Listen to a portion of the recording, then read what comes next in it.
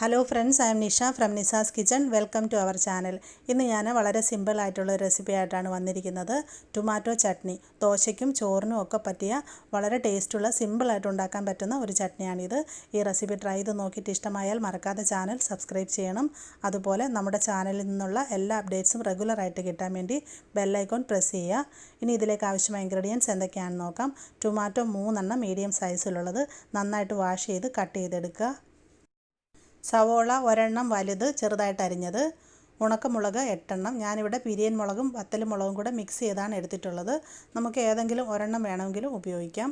വെളുത്തുള്ളി 4 അല്ലി, ഇഞ്ചി ഒരു ചെറിയ കഷ്ണം, കറിവേപ്പില 1 തണ്ട്, തേങ്ങ ചുരണ്ടി എടുത്തത് 6 ടേബിൾ സ്പൂൺ, വെളിച്ചെണ്ണ ആവശ്യത്തിന്, ഉപ്പ് ആവശ്യത്തിന്. ഇനി നമുക്ക് പ്രിപ്പറേഷൻ നോക്കാം. ഞാനൊരു ഫ്രൈയിങ് പാൻ സ്റ്റൗവിൽ വെച്ചിട്ടുണ്ട്. ഇതിലേക്കൊരു 2 ടേബിൾ സ്പൂൺ വെളിച്ചെണ്ണ ഒഴിച്ചു കൊടുക്കാം.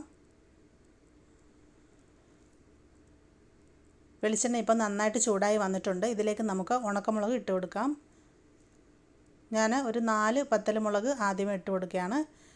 ഇനി ഇതിലേക്കൊരു 4 പിരിയൻ മുളകും കൂടെ ആഡ് ചെയ്ത് കൊടുക്കാം. പിരിയൻ മുളകിന് എരിവ് കുറവായിരിക്കും. നമ്മുടെ ചട്നിക്ക് നല്ലൊരു കളർ കിട്ടാനാണ് ഞാൻ പിരിയൻ മുളകും കൂടെ മിക്സ് ചെയ്തിട്ട് ആഡ് ചെയ്യുന്നത്.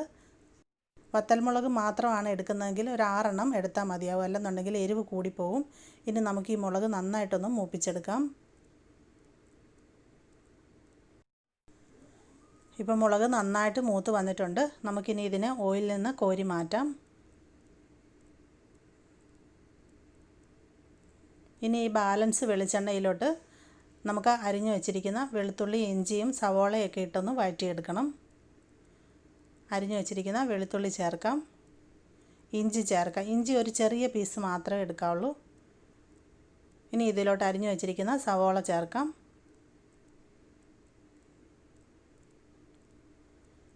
കറിവേപ്പില ചേർത്ത് കൊടുക്കാം.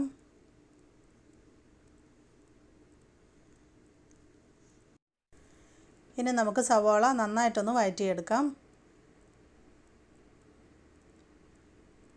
ഈ സമയത്ത് നമുക്ക് ഇതിലോട്ട് കുറച്ച് ഉപ്പ് കൂടെ ചേർത്തിട്ട് വഴറ്റാം. ഉപ്പ് ചേർത്തിട്ട് സവോള വഴറ്റുമ്പോൾ വളരെ പെട്ടെന്ന് വാടിക്കിട്ടും.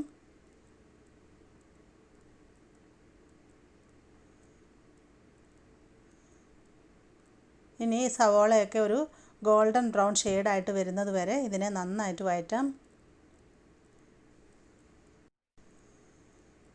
ഇപ്പം നമ്മുടെ സവോളയൊക്കെ നന്നായിട്ട് വഴന്നതിൻ്റെ കളറൊക്കെ നന്നായിട്ട് ചേഞ്ചായി വന്നിട്ടുണ്ട്. ഇനി നമുക്ക് ഇതിലോട്ട് കട്ട് ചെയ്ത് വെച്ചിരിക്കുന്ന ടൊമാറ്റോ ആഡ് ചെയ്ത് കൊടുക്കാം.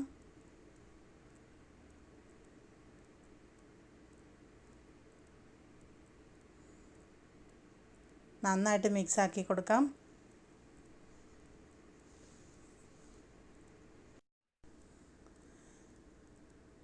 നന്നായിട്ട് മിക്സ് ചെയ്തതിന് ശേഷം ഇതിനെ അടച്ച് വെച്ച് ഒന്ന് വേവിച്ചെടുക്കണം. തക്കാളി നന്നായിട്ട് വെന്തുടഞ്ഞ് വരണം.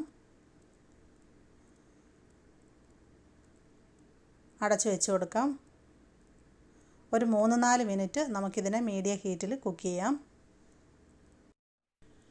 ഇപ്പോൾ ഒരു 3-4 മിനിറ്റ് കഴിഞ്ഞിട്ടുണ്ട്. അടപ്പ് മാറ്റാം. തക്കാളി ഇപ്പോൾ നന്നായിട്ട് വെന്തുടഞ്ഞ് വന്നിട്ടുണ്ട്. മിക്സ് ചെയ്യാം. ഇതുപോലെ നന്നായിട്ട് ഉടഞ്ഞ് കിട്ടണം.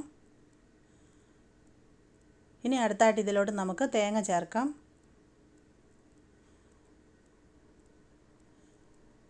ഒരു 6 ടേബിൾ സ്പൂൺ തേങ്ങയാണ് ചേർക്കുന്നത്.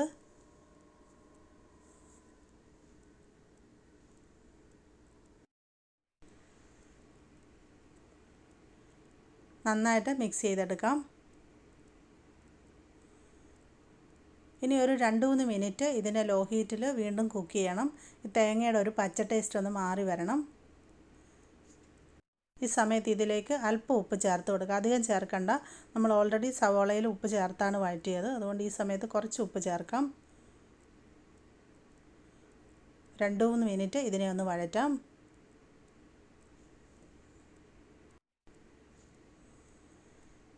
ഇപ്പോൾ 2-3 മിനിറ്റ് കഴിഞ്ഞിട്ടുണ്ട്. തേങ്ങ ഇപ്പം നന്നായിട്ട് മൂത്ത് വന്നിട്ടുണ്ട്.